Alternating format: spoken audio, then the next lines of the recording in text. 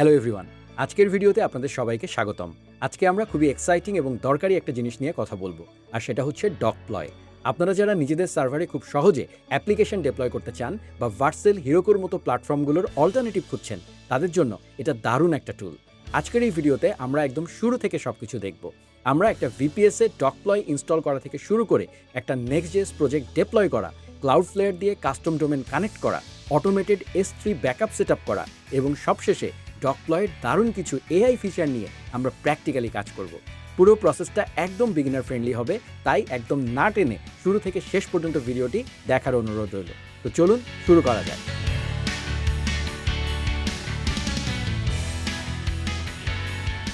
এখন আপনাদের মনে একটা প্রশ্ন আসতে পারে, ভাইয়া এর আগের ভিডিওতে তো আপনি কুলিফাই নিয়ে দেখিয়েছিলেন, তাহলে আজকে আবার ডকপ্লয় কেন? বিষয়টা আসলে খুবই সিম্পল।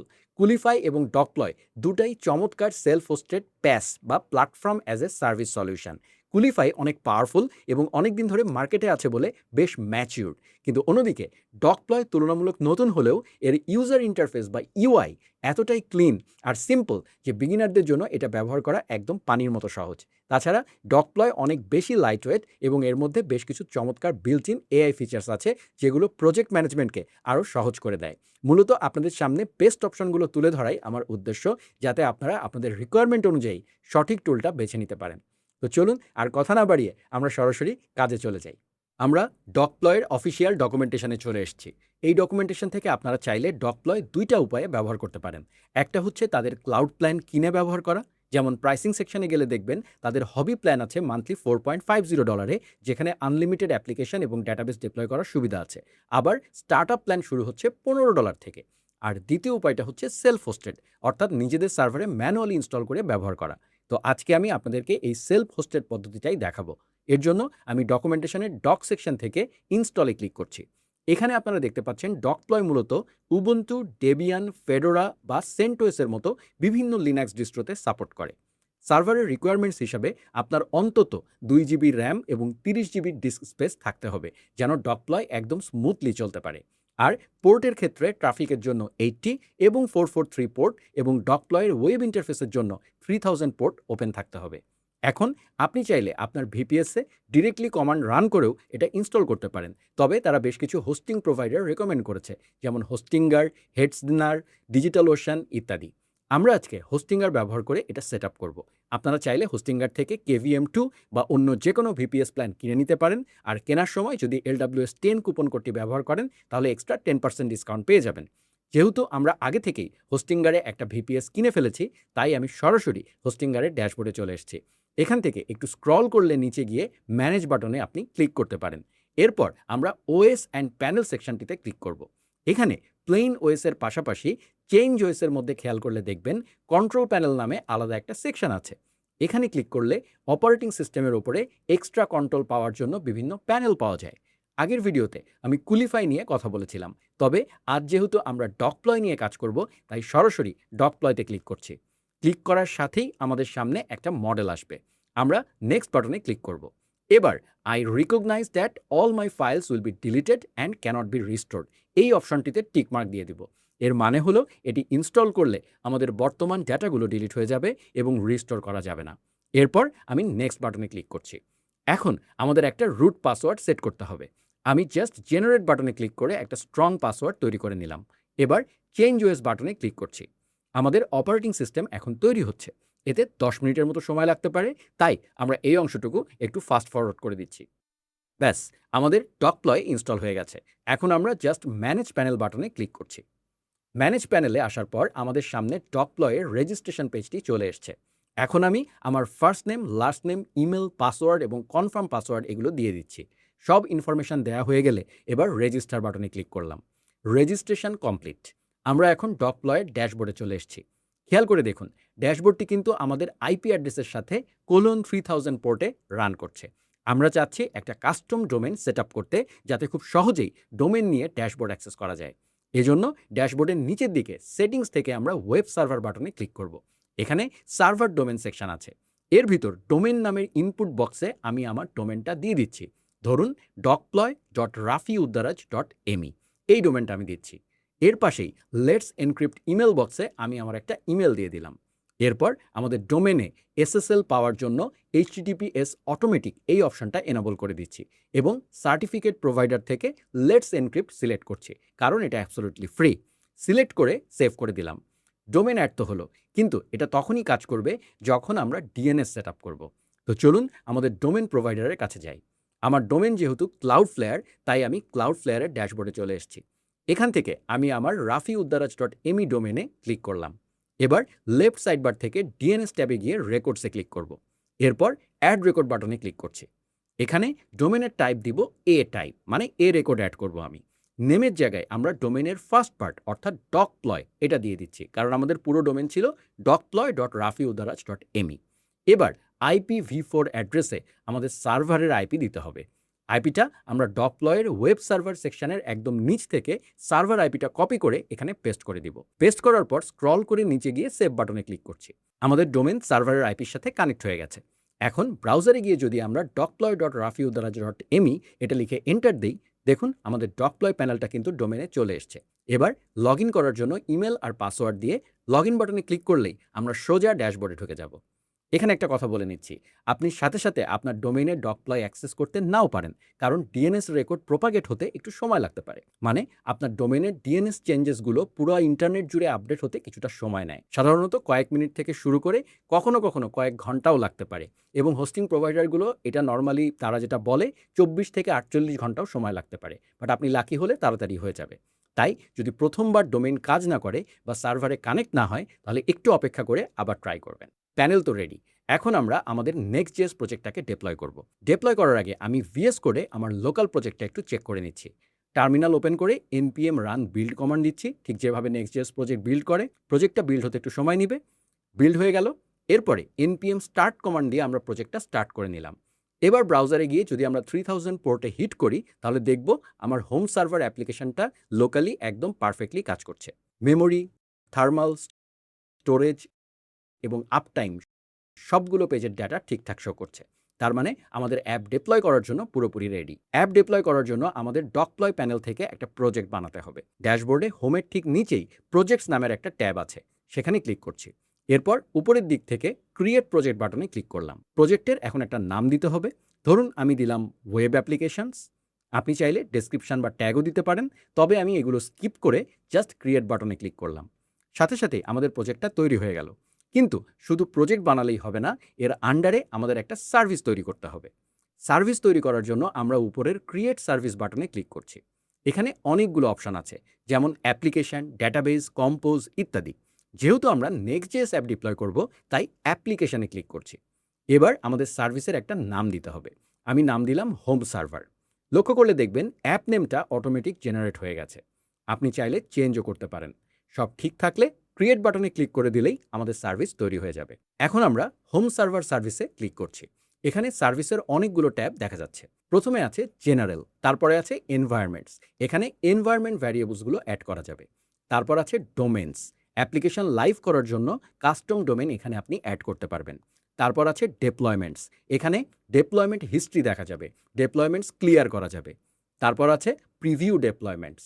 এরপর স্কেডিউলস, এখানে ক্রন জব বা কোনো স্কেডিউল টাস্ক সেট আপ করা যাবে। তারপর ভলিউম ব্যাকআপস, এখানে আপনি ভলিউম ব্যাকআপ ম্যানেজ করতে পারবেন। তারপর লগ সেকশন আছে, এখানে অ্যাপ্লিকেশন লগস দেখতে পারবেন। তারপর প্যাচেস আছে। তারপর মনিটরিং, এখানে সিপি ইউজেজ, মেমোরি ইউজেজ এই ধরনের মনিটরিং ডাটা আপনি দেখতে পারবেন।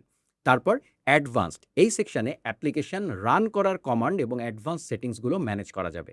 এখন আমরা জেনারেল ট্যাবেই থাকছি। জেনারেল ট্যাবের নিচে প্রোভাইডার সেকশন আছে।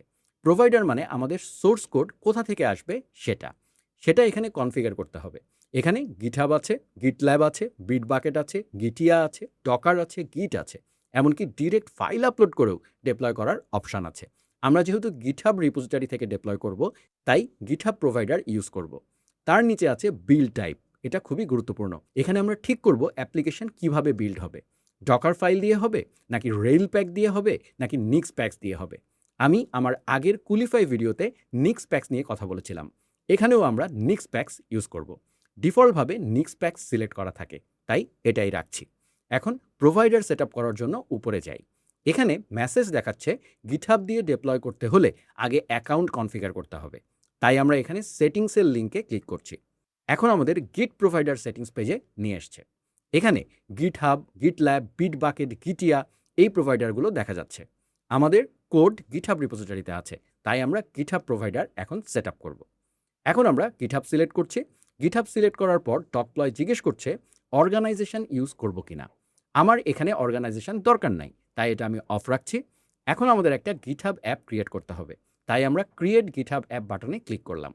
এখন গিটহাবের পেজ ওপেন হয়েছে।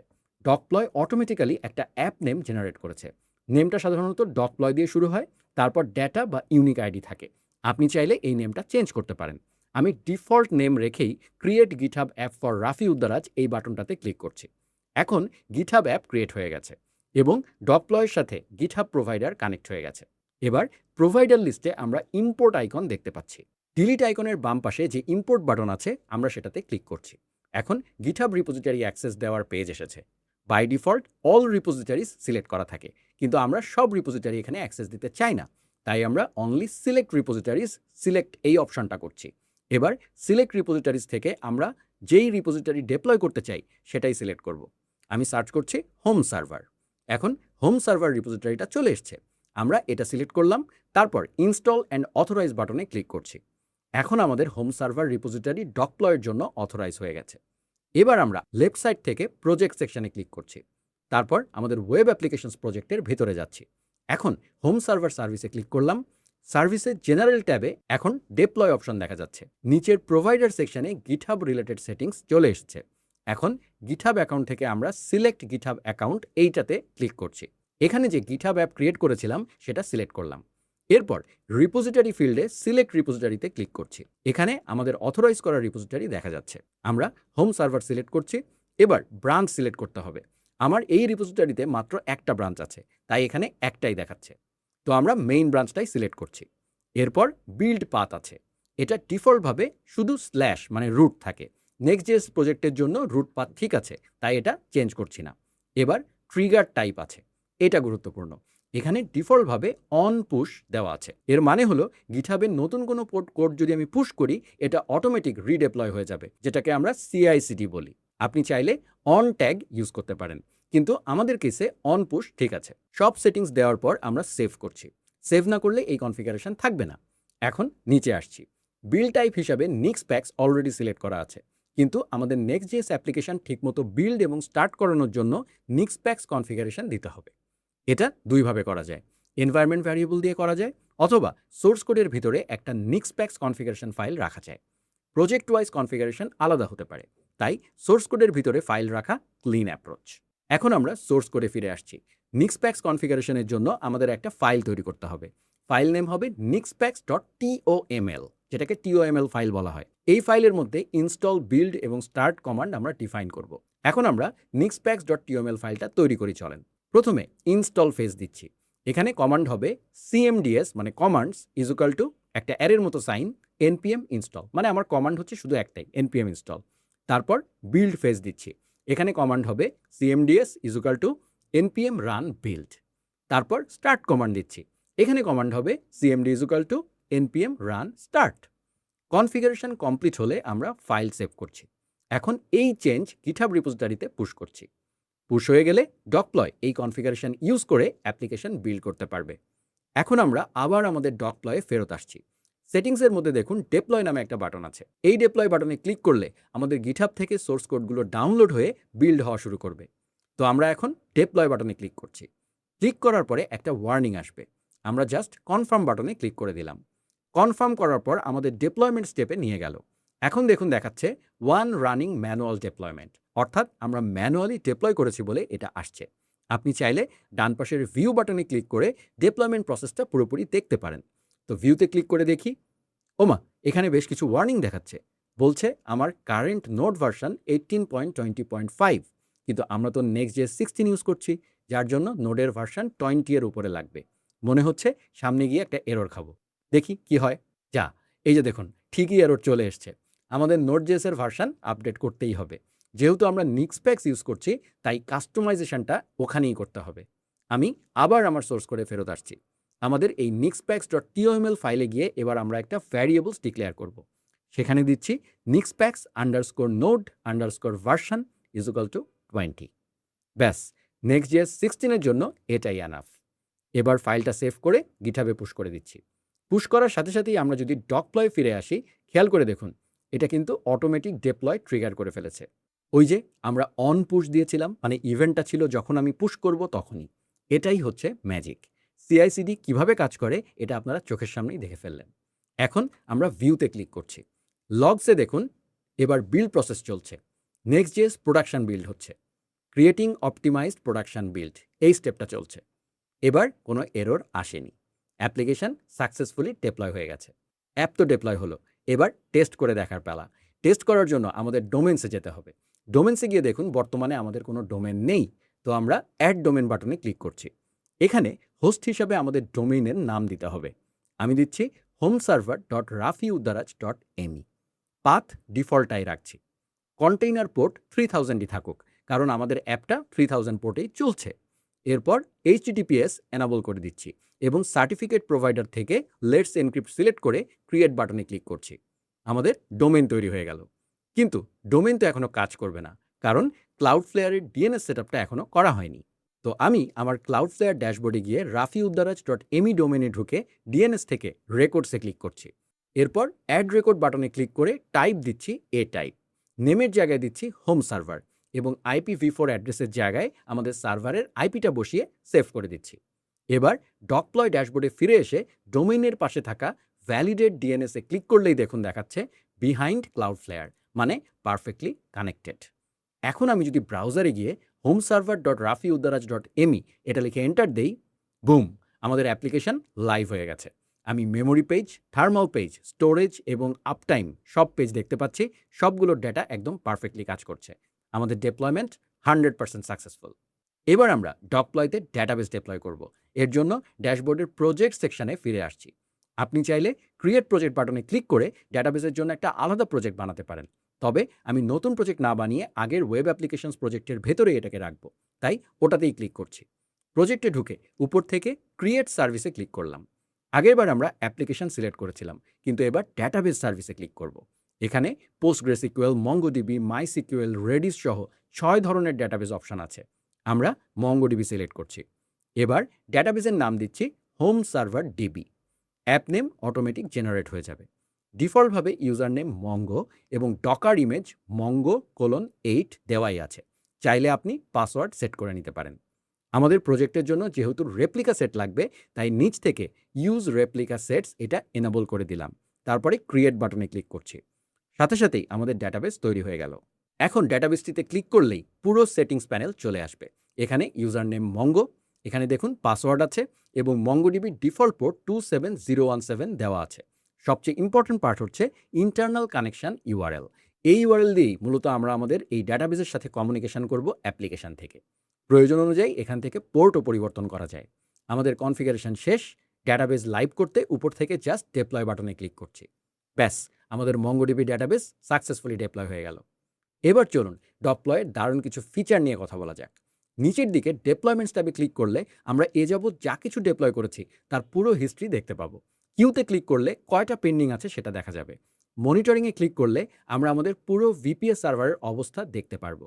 CPU usage, RAM usage, disk space, Docker network সব কিছু এখানে গ্রাফ আকারে সুন্দর করে দেওয়া আছে। স্কেডিউলসে গিয়ে আপনি ক্রন জব সেট করতে পারবেন। ডকার ট্যাবে গেলে সবগুলো রানিং কন্টেইনার দেখা যাবে। আর সোয়ার্ম থেকে ডকার সোয়ার্ম ক্লাস্টারের ওভারভিউ পাওয়া যাবে। এবার আসি সবচেয়ে ইম্পর্ট্যান্ট পার্ট, ব্যাকআপ। আপনার ডেটা নিরাপদ রাখতে ব্যাকআপের কোনো বিকল্প নাই। এর জন্য আমাদের S3 স্টোরেজ লাগবে। আমরা ক্লাউডফ্লেয়ারের R2 স্টোরেজ ব্যবহার করে ব্যাকআপ সেট আপ করব। লেফট সাইড বার থেকে একদম নিচে S3 ডেস্টিনেশনসে ক্লিক করছি। এরপর অ্যাড ডেস্টিনেশন বাটনে ক্লিক করলাম। নাম দিলাম R2 স্টোরেজ আর প্রোভাইডার হিসেবে ক্লাউডফ্লেয়ার R2 স্টোরেজ সিলেক্ট করলাম। এখন আমাদের অ্যাক্সেস কি আর সিক্রেট কি লাগবে। এগুলো পাওয়ার জন্য আমরা ক্লাউডফ্লেয়ারের ড্যাশবোর্ডে গিয়ে স্টোরেজ অ্যান্ড ডেটাবেসেস থেকে R2 অবজেক্ট স্টোরেজে ক্লিক করছি। এরপর ওভারভিউ থেকে ক্রিয়েট বাকেট বাটনে ক্লিক করছি। বাকেটের নাম সব ছোট হাতের অক্ষরে লিখছি, ডকপ্লয়। এরপর নিচে গিয়ে ক্রিয়েট বাকেটে ক্লিক করলাম। বাকেট তো তৈরি হলো, কিন্তু এর পাবলিক অ্যাক্সেস ডিসেবল করা আছে। আমাদের ডকপ্লয় যেন এটা ইউজ করতে পারে, তাই সেটিংসে গিয়ে একটু নিচে স্ক্রল করে পাবলিক ডেভেলপমেন্ট ইউআরএল এনাবল করে দিচ্ছি। একটা কনফার্মেশন বক্স আসবে। সেখানে অ্যালাউ লিখে অ্যালাউ বাটনে ক্লিক করলেই পাবলিক ডোমেইন এনাবল হয়ে যাবে। এখন ওভারভিউ ট্যাবের নিচে অ্যাকাউন্ট ডিটেল সেকশন থেকে S3 API লিঙ্কটা কপি করে নিচ্ছি। ডকপ্লয় ফিরে এসে এন্ড পয়েন্টের জায়গায় এটা পেস্ট করে দিলাম। এবার আমাদের এপিআই টোকেন বানাতে হবে। ক্লাউডফ্লেয়ারে আবার ফিরে গিয়ে ডান দিকে ম্যানেজ বাটনে ক্লিক করে ক্রিয়েট অ্যাকাউন্ট এপিআই টোকেন এখানে ক্লিক করছি। পারমিশন থেকে admin read and right option select করে দিলাম। আর টিটিএল বা টাইম টু লিভ এটাকে করে দিলাম 24 আওয়ার্স। এরপর নিচে ক্রিয়েট অ্যাকাউন্ট এপিআই টোকেনে ক্লিক করলাম। আমাদের এপিআই টোকেন জেনারেট হয়ে গেল। এখান থেকে অ্যাক্সেস কি আইডি কপি করে ডকপ্লয়ে পেস্ট করছি। আবার সিক্রেট অ্যাক্সেস কি কপি করে সেটাও ডকপ্লয়ে পেস্ট করে দিলাম। বাকেটের নামের জায়গায় আমরা দিলাম ডকপ্লয়। বাকি রইল শুধু রিজিয়ান। ক্লাউডফ্লেয়ারে বাকেটের সেটিংসের ভেতরে লোকেশানে খেয়াল করলে ব্র্যাকেটের ভিতর দেখবেন এপিএসি মানে অ্যাপ্যাক লেখা আছে। এটাই আমাদের রিজিয়ান। এটা কপি করে ডকপ্লয়ের রিজিয়ান বক্সে বসিয়ে দিলাম। সব ঠিকঠাক আছে কিনা সেটা বুঝতে টেস্ট কানেকশন বাটনে ক্লিক করছি। কানেকশন সাকসেস, তার মানে স্টোরেজ কানেক্ট হয়ে গেছে। এবার ক্রিয়েট বাটনে ক্লিক করে নিলাম। ডেস্টিনেশন তো অ্যাড হলো। এবার ব্যাকআপ স্কেডিউল করতে হবে। সেটিংস থেকে ওয়েব সার্ভারে গিয়ে ব্যাকআপস অপশন থেকে ক্রিয়েট ব্যাকআপে ক্লিক করলাম। ডেস্টিনেশন হিসেবে R2 স্টোরেজ সিলেক্ট করে স্কেডিউল হিসেবে দিচ্ছি এভরিডে অ্যাট মিডনাইট, যাতে প্রতিদিন মধ্যরাতে অটোমেটিক ব্যাকআপ হয়ে যায়। আর কিছু না করে জাস্ট ক্রিয়েট বাটনে ক্লিক করে দিলাম। আমাদের ব্যাকআপ সিস্টেম রেডি। অটোমেটিক ব্যাকআপের জন্য তো আমরা মাঝরাত পর্যন্ত বসে থাকবো না, তাই না? এটা টেস্ট করার জন্য ম্যানুয়ালি আমরা রান করে দেখি। পাশে থাকা রান ম্যানুয়াল ব্যাকআপ প্লে বাটনটা ক্লিক করছি। সাকসেস। এখন ক্লাউডফ্লেয়ারের R2 স্টোরেজে গিয়ে অবজেক্টসে গিয়ে ক্লিক করলেই দেখবেন আমাদের ব্যাকআপের জিপ ফাইলটা সুন্দর মতো চলে এসছে। পারফেক্ট, ব্যাকআপ তো হলো। এবার আসি প্রোফাইল সেকশানে। এখানে আপনার ডকপ্লয় প্রোফাইল এডিট করা যায়। নেম, ইমেল, পাসওয়ার্ড এই ধরনের ইনফরমেশান ম্যানেজ করা যায়। পাসওয়ার্ড চেঞ্জ করার অপশনও এখানে আছে। এরপর রিমোট সার্ভার রিলেটেড সেটিংসও আছে, যেখান থেকে ডকপ্লয় রিমোটলি অ্যাক্সেস করার কনফিগারেশন ম্যানেজ করা যায়। SSH কি রিলেটেড সেটআপও এখানে করা যায়। এরপর ইউজার সেকশানে গেলে রোল ম্যানেজমেন্ট করা যায়। ধরুন আপনার টিমে একাধিক ডেভেলপার আছে। আপনি চাইলে ডকপ্লয় ড্যাশবোর্ডের অ্যাক্সেস রোল বেসডভাবে দিতে পারবেন। এখানে কাস্টম রোল ক্রিয়েট করার অপশন আছে। তবে এই কাস্টম রোল এবং অ্যাডভান্সড অ্যাক্সেস কন্ট্রোল ফ্রি ভার্সানে নাই। এটা এন্টারপ্রাইজ লাইসেন্সের জন্য। একইভাবে অডিট লগস ম্যানেজ করার অপশনও আছে, কিন্তু সেটাও লাইসেন্স বেস ফিচার। ডকপ্লয়ের সবচেয়ে ইন্টারেস্টিং ফিচারটা কিন্তু এখনও দেখায়নি, আর সেটা হলো এটার এআই সেটিংস। এই এআই দিয়ে আপনি ডেপ্লয়মেন্টের এরর ফিক্স করা থেকে শুরু করে পুরো একটা অ্যাপ্লিকেশন নিমেষেই বানিয়ে ফেলতে পারবেন। তো চলুন দেখি কিভাবে এআই কানেক্ট করতে হয়। আমরা এখন এআই সেটিং সেকশানে যাচ্ছি। এখানে অ্যাড এআই এই বাটনটাতে ক্লিক করছি। এখন প্রোভাইডার সিলেক্ট করার অপশন আসছে। এখানে open AI, Anthropic, Google Gemini, open router সহ কয়েকটা প্রোভাইডার আছে। আমরা এই ভিডিওতে ওপেন রাউটার ইউজ করব, তাই প্রোভাইডার হিসেবে ওপেন রাউটার সিলেক্ট করছি। প্রোভাইডার সিলেক্ট করার পর এপিআই ইউআরএল অটোমেটিক চলে এসছে। এখন শুধু এপিআই কি দিতে হবে। এপিআই কি নেওয়ার জন্য আমরা ওপেন রাউটার ওয়েবসাইটে যাচ্ছি। সেখানে গেট এপিআই কি বাটনে ক্লিক করছি। এরপর নিউ কি বাটনে ক্লিক করলাম। এখন এপিআই কি এর একটা নেম দিতে হবে। আমি নেম দিচ্ছি ডকপ্লয়। চাইলে ক্রেডিট লিমিট সেট করা যায়, কিন্তু আমি এখানে কিছু দিচ্ছি না। এরপর ক্রিয়েট বাটনে ক্লিক করছি। ওপেন রাউটার এখন একটা এপিআই কি দিয়েছে, আমরা সেটা কপি করছি। এখন আবার ডকপ্লয় ফেরত আসলাম। এপিআই কি ফিল্ডে এই কিটা পেস্ট করছি। এরপর মডেল সিলেক্ট করতে হবে। আমি এখানে জিপিটি 4.5 মিনি এটা সিলেক্ট করছি। নিচে এনাবল এআই ফিচার অপশন আছে, এটা অন আছে, আমরা অনই রাখছি। এটি বন্ধ করলে কিন্তু এআই ফিচারটা ডিসেবল হয়ে যাবে। এখন আমরা টেস্ট কানেকশন এই বাটনে ক্লিক করছি। দেখুন কানেকশন সাকসেসফুল হয়েছে। এর মানে ডকপ্লয় ওপেন রাউটারের সাথে কমিউনিকেট করতে পারছে। এখন আমরা ক্রিয়েট বাটনে ক্লিক করছি। এআই সেটিংস অ্যাড হয়ে গেল। এখন দেখি ডেপ্লয়মেন্ট এরর অ্যানালাইসিসে এআই কিভাবে হেল্প করে। আমরা আবার প্রজেক্ট সেকশনে যাচ্ছি। হোম সার্ভার সার্ভিসে ক্লিক করছি। এরপর ডেপ্লয়মেন্টস ট্যাবে যাচ্ছি। এখানে আগের ফেইল ডেপ্লয়মেন্টটা দেখা যাচ্ছে, যেটা নোড.js ভার্সন ইস্যুর কারণে ফেল করেছিল। আমরা সেই ডেপ্লয়মেন্টের ভিউয়ে ক্লিক করছি। লগস পেজের উপরে এআই বাটন আছে। আমরা এআই বাটনে ক্লিক করছি। এখন প্রোভাইডার সিলেক্ট করতে বলছে। আমরা ওপেন রাউটারের জিপিটি 4.5 মিনি এই প্রোভাইডারটা সিলেক্ট করছি।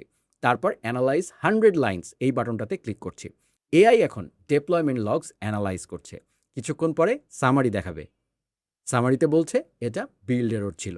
প্রবলেম হলো কারেন্ট নোড.js ভার্সন 18 ইউজ হচ্ছিল, কিন্তু নেক্সট.js-এর জন্য নোড.js 20.9.0 বা তার কাছাকাছি নতুন কোনো ভার্সন দরকার।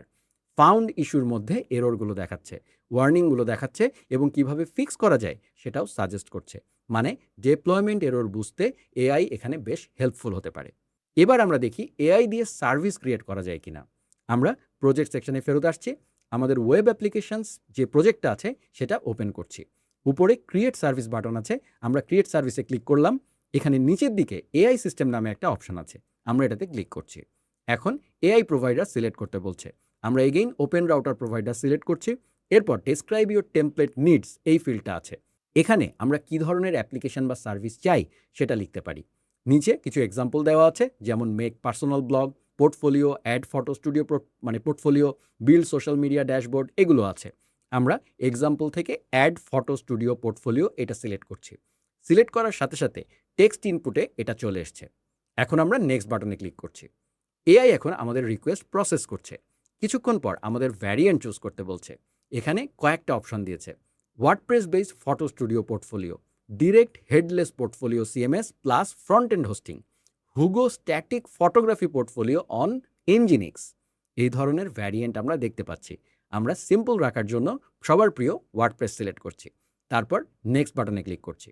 এখন দেখুন ম্যাজিক, এআই নিজে থেকেই Docker compose file, environment variable সব কিছু অটোমেটিক জেনারেট করে দিয়েছে। আমি জাস্ট রিভিউ করে ক্রিয়েট বাটনে ক্লিক করলাম, আমাদের সার্ভিস রেডি।